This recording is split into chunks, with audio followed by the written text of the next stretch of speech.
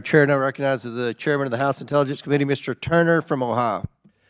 Director Cheatle, your opening statement indicates that the Secret Service constructed a security plan for the site in Pennsylvania. I'm assuming that security plan would also include the security footprint for the site, but it also would be based upon a threat assessment for the risk threats associated with Donald Trump and the crowd in attendance. Would it not include a threat assessment?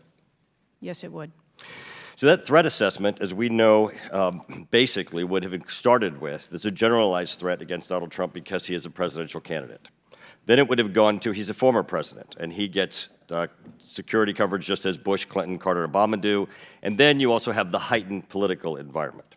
Even for those, it's clear that the security footprint, that the threat assessment was insufficient, which permitted then a 20-year-old to actually enter with a weapon and shoot Donald Trump. But I want to ask you about two other aspects of the threat assessment. It is known and public that Iran is a threat risk for Donald Trump. They're a threat risk for John Bolton, former Secretary of State Pompeo, and Donald Trump, because they have indicated they want to assassinate them as a result of retaliation for the killing of Soleimani. That is both, for Iran, a generalized threat. They're targeting these individuals, but also, most recently, a specific threat to Donald Trump himself. Now, I want to enter into the record by UC a Department of Justice Public Affairs release, a CNN article, an article from Fox News, and an article from CBS, all of which acknowledge Without objection to order.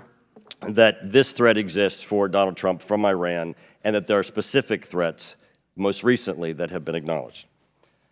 Director Cheatle, have you read the intelligence of the generalized threat to Donald Trump by Iran as a result of their desire to retaliate for the killing of Soleimani?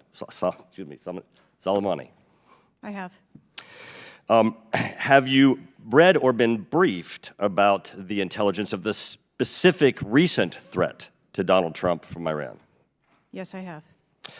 Director Wray, when we were getting our briefing, indicated that he thought the threat assessment should have included this threat from Iran.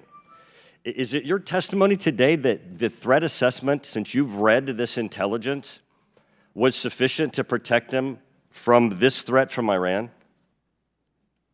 My testimony today is that the information that we had at the time was known. Was it sufficient? Director Cheatle, was it sufficient for the Iranian threat that you said you have read the intelligence briefings for? That information was passed to... Well, I'm not asking the bureaucratic issue of who did it get passed around to. Director Cheatle, was it sufficient for the specific and generalized threat to Donald Trump's life from Iran? Yes, I do believe it was. Director Cheatle, is an Iranian assassin more capable than a 20-year-old? Sir, I think we've acknowledged that there was gaps and a failure that day. When I raised this issue with Director Wray, he was incensed. He was shocked that the threat assessment of Iran did not seem to be, as we and I discussed, baked in to your security footprint and your threat assessment.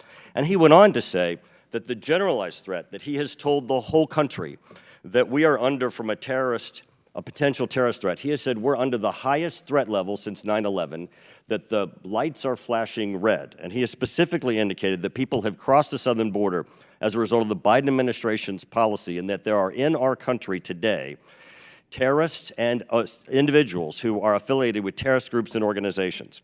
That would be a heightened threat environment, Director Cheatle, would it not? Yes. In his public statements, he has said he is making these statements because he wants people to take them into consideration in threat assessments, specifically. Now, that would be a threat not just to Donald Trump, but it would also be a threat to the crowd there, wouldn't it? Yes.